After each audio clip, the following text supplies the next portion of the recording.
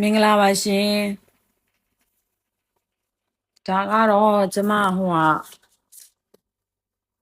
မ္မတိုက်စီတီတော်ကိုသွားတဲ့လမ်းပေါ်မှာရှိတဲ့အမတော်မြန်နှန်းတွေအကြောင်းလို့သိရပါတယ်ကျမလည်းတစ်ခါမှမရောက်ဘူးတော့တွေ့တဲ့ဆရာလေးတစ်ပါးကိုဝင်ပြီးတော့ရှောက်ပြီးတော့ဖူးခွင့်တောင်းပြီးတော့ဝင်ဖူးခဲ့တာပါကျမနဲ့တူလိုက်ပြီးတော့လေ့လာကြည့်အောင်ရှင်ကျမအဘဘူးအောင်လားရုပ်ထုယူအကြီးပဲရှင်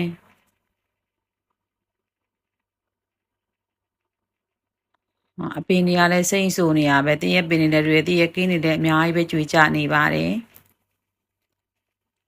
ဆရာလေးကလည်းအရန်ကိုစိတ်ရှည်လက်ရှည်ကျမကိုရှင်းပြပါတယ်ရှင်ကျမတိကျနာတယ်အကုန်မေးတာဒါကဟိုတုန်းကလေးကသမိုင်းဝင်နေရလားလို့ကျမမေးတော့ဆရာလေးကမဟုတ်ပါဘူးတဲ့လက်ခတ်တောင်ဆရာတော်ဘုရားကြီးဆိုတာမသိဘူးဆရာတော်ဘုရားကြီးကဒီခြံကြီးကတီဟိုခြံကြီးကိုတီဟိုခြံကြီးတဲ့အရင်တော့ဒီတီဟိုခြံကြီးထဲမှာဆရာတော်ဘုရားကြီးကဒီကျောင်းသင်္ကန်းတွေကိုစောက်ထားတာတဲ့ဒီမှာဆရာလေးကျောင်းတွေလည်းရှိတယ်ဘုန်းကြီးကျောင်းလည်းရှိတယ်မြတ်စွာဘုရားရှင်ရဲ့ရုပ်ပွားတော်တွေလည်းအများကြီးရှိရဲ့ပြီးတော့ငကယုံဖျားတွေရောအကုန်လုံးအများကြီးရှိပါတယ်အရင်ဒါတော့အခုလက်ရှိညမ်းစင်ပြီးတော့ပြုတ်ပြနေရလားစောင့်နေအသေးစောင့်နေရလားမသိဘူးဒါကတော့ဘိုးမင်းကောင်ပါအဘဘိုးမင်းကဒီမှာအများကြီးပဲကျောင်းဝင်းကလည်းကျေတော့တနေရာနဲ့တနေရာကတိတ်မနေဘူးရှင်ဆရာလေးကတော်တော်လေးကိုစိတ်ရှည်လက်ရှည်ကျမမေးသမျှတွေကျမသိကျင်တာတွေကိုတခုကြီးစိတ်ရှည်လက်ရှည်ဆရာလေးကအကုန်လုံးရှင်းပြသွားတာကျမကလည်းမသိရတယ်အကုန်မေးတာအားကိုမနာဘူးဆရာလေးကတော့တော်ကိုစိတ်ရှည်တာပါရှင်ဆရာလေးကဆုံစီအကုန်လိုက်ပြပါတယ်ဒါကတော့ပုပ်ပန်းမေတော်နဲ့သားနှစ်ပါး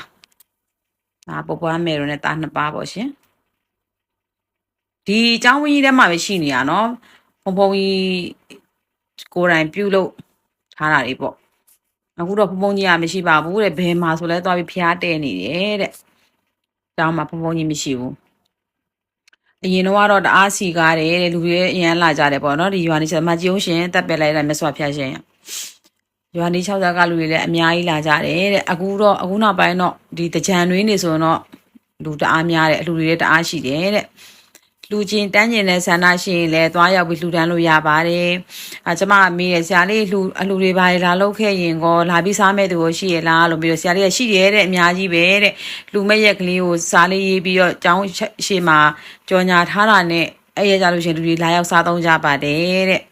တကယ်တော့အခုကြည့်နေတဲ့လူတွေမှာတရားပေါက်ပြီးတော့တွားရောက်လှူဒန်းကျင်တယ်ဆိုလို့ရှိရင်လည်းပဲလှူဒန်းလို့ရအောင်ကျမနှိုးဆော်ပေးတာပါရှင်လက်ရှိမှာတော့တိရရှင်ဆရာလေး၈ပါးရှိပါတယ်၄ပါးခီးထွန်းတော့၄ပါးကြံပါတယ်ရှင်ဦးစင်းနေလည်းရှိတယ်ဘုန်းကြီးတွေကျောင်းနိုင်ဘုန်းကြီးကဒီဆရာလေးရဲ့အမျိုးတော်ရဲ့ထင်တယ်ဆရာလေးပြောပြတာတော့ဒါဟိုမှာဒီကျောင်းရဲ့ခြံဝင်းရဲ့အနောက်မှာရှူခင်းရတယ်တအားတာရလှပါတယ်စိမ့်ဆိုးနေရပဲဒါဆရာလေးဘယ်ကိုခေါ်သွားနေတာလဲတော့မသိဘူးကျမတို့ခေါ်သွားပါတယ်ဆရာလေးကကျောင်းထဲမှာရှိတဲ့အားတွေတခုမကြံဆရာလေးကဆစ်ရှည်လက်ရှိအကုန်လိုက်ပို့တာဒါမေတော်၄ပါးဒီမေတော်၄ပါးကတော့ကျောင်းရဲ့ဟိုအနောက်ဘက်ခြမ်းမှာကြမယ်ထင်တယ်တော့ဘက်ခြမ်းမှာလေဒါမေတော်၄ပါးပါကျမလည်းဒီနေရာလေးကိုဒီဓမ္မတိုက်စီဒီကိုကျမသွားတာနှစ်ခါရှိပါပြီပေါ့နော်ဒီနှစ်ခါရှိတဲ့အချိန်မှာပထမတစ်ခါတည်းကကျမဒီအမတော်မြန်နှန်းတွေကျောင်းလို့ရေးထားတဲ့ဆိုင်းဘုတ်ကလေးကိုကျမသတိထားမိတယ်ဒါပေမဲ့ကျမမဝင်ပြစ်ဘူးလှမ်းတော့ကျမကြည့်လိုက်တယ်အဲမှာမြတ်စွာဘုရားရှင်ဟိုအကြီးကြီးတွေပေါ့နော်ညံတော့အကြီးနဲ့ဖျားတဲထားတယ်ကျမတွေ့တယ်ပထမတစ်ခါတော့ကျမအသွားပြန်အဲ့လိုပဲငေးပြီးကျမပြန်သွားဒီတစ်ခါတော့ကျမအခုလေဒီเจ้าကျမကြော်သွားတာကားမအောင်ပြီးပြန်တဲ့အချိန်မှာလေအသွားတော့ငေးသွားတယ်ပြန်ကြကျမအဲเจ้าကိုကြော်သွားပြီးတော့မှကားကိုဘက်ဆုပ်ပြီးတော့ဝင်မယ်ကွာဆိုကျမဝင်သွားလိုက်တာဝင်သွားဆရာလေးကတပြက်စီးလဲနေတာတော့ကျမဆရာလေးတပည့်တော့ဒီเจ้าမှာဝင်ပြီးလေးလာခွင့်လေးပေးပါမြတ်စွာဘုရားလည်းဖူးကျင်လို့ပါဆိုဆရာလေးကတေးတေးချာချာတခုမကြံအကုန်လုံးကိုလိုက်ရှင်းပြအရန်သဘောကောင်းတယ်ဆရာလေးကညာနာစာကြီးဆိုလားမသိဘွဲရလေ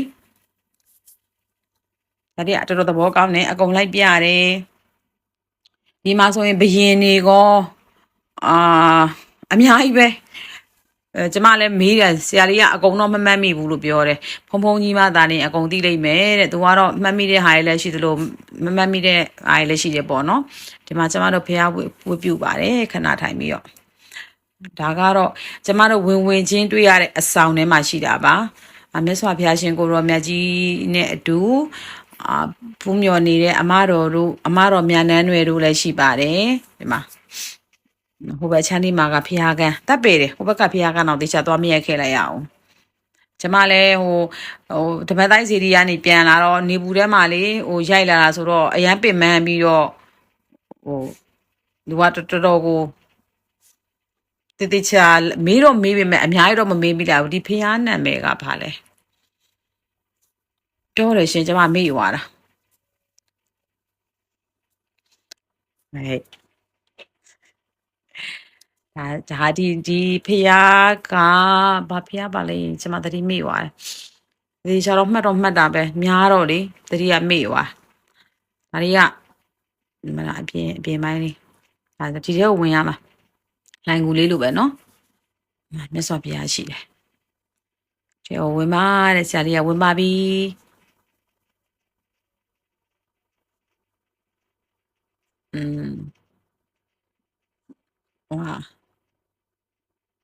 ဒီမှာရှင်ဒါကားတဲ့ဆရာလေးကပြောတာတော့အရင်တော့ခေတ်ကာလကောင်းတဲ့ချိန်ကိုဗစ်မတိုင်ခင်ကပေါ့နော်ဒီထဲမှာတရားထိုင်တဲ့သူတွေရှိတယ်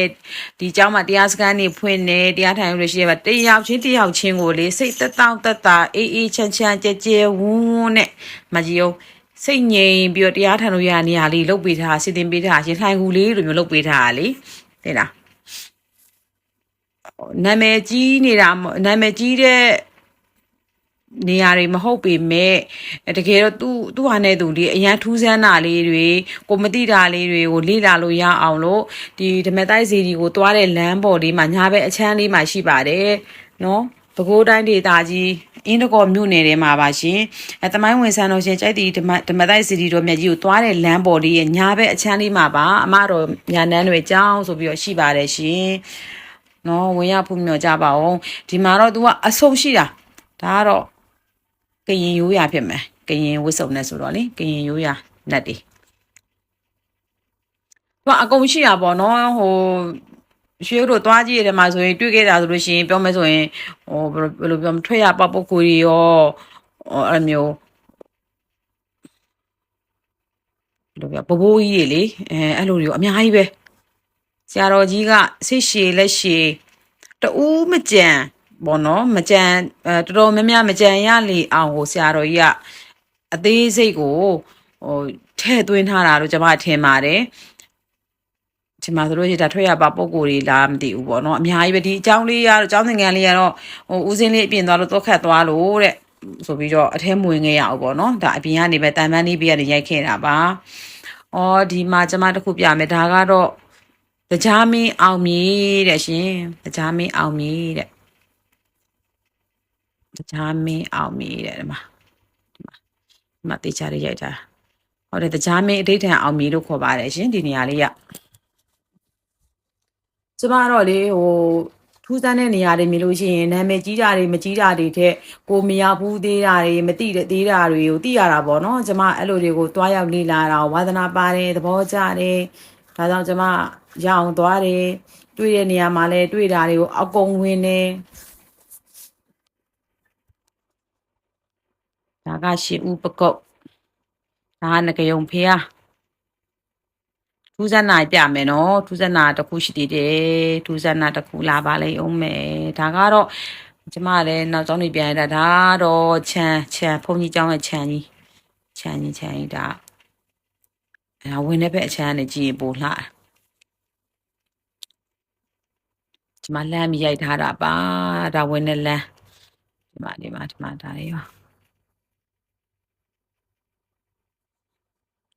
ဟိုးမမြင်နေရမှာဆရာလေးတို့နေတာဖြစ်မယ်